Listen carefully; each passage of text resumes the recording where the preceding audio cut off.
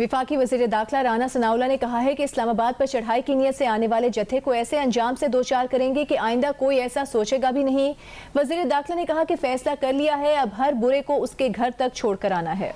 رانا ثنا نے کہا کہ جب کوئی کردار فتنہ گری کرے گا ان کے مقابلے کے لیے سچ پیش کیا جائے گا۔ عمران خان ملک کو افراتفری اور انارکی کی جانب لے جانا چاہتے ہیں۔ وزیر داخلہ نے یہ بھی کہا کہ عمران خان اپنے ہر بندے کو ننگا کر دیتے ہیں، ہر کسی پر جنسی تشدد کروا دیتے ہیں۔ عمران خان کو پتہ نہیں کیا ہے کہ ہر بندے کو برہنہ کر کے جنسی تشدد کا کہہ رہے ہیں، نہ انکوائری نہ مقدمہ، یہ صرف پروپیگنڈا کر رہے ہیں۔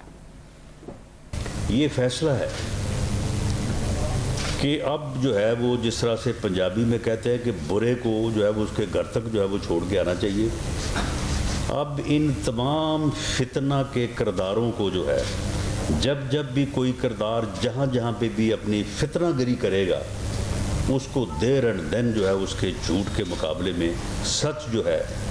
وہ لوگوں کے لیے جو ہے وہ پیش کیا جائے گا۔ ایک تو مجھے یہ نہیں سمجھ آتی کہ عمران خان کو اپنے بندوں کو جو ہے وہ ننگا کرنے میں جو ہے اس کی کیا حکمت عملی ہے۔ ہر کسی کو ننگا کر رہا ہے، ہر کسی کو جو ہے وہ کے اوپر جو ہے وہ جنسی تشدد کروا رہا ہے۔ یہ میرا خیال ہے سواتی صاحب نے اس کی محنت کی ہے کہ جناب میرے ساتھ یہ کام نہ کروائیے گا، باقی آپ نے ننگا تو جو ہے وہ مجھے کر دیا۔ شیخ رشید صاحب نے بھی سنا ہے کہ بڑی محنت کی ہے کہ جی میں اگر پکڑا جاؤں تو میرے ساتھ جو ہے نا وہ تشدد تک ہی رکھیے گا، اس سے آگے جو ہے نا وہ یعنی ہر بندے کو فلاں کو بھی ننگا کر کے جو ہے وہ تشدد کیا۔ بھئی تشدد کی کوئی میڈیکل رپورٹ آپ کے پاس ہے نہیں، میڈیکل آپ کرواتے نہیں ہیں،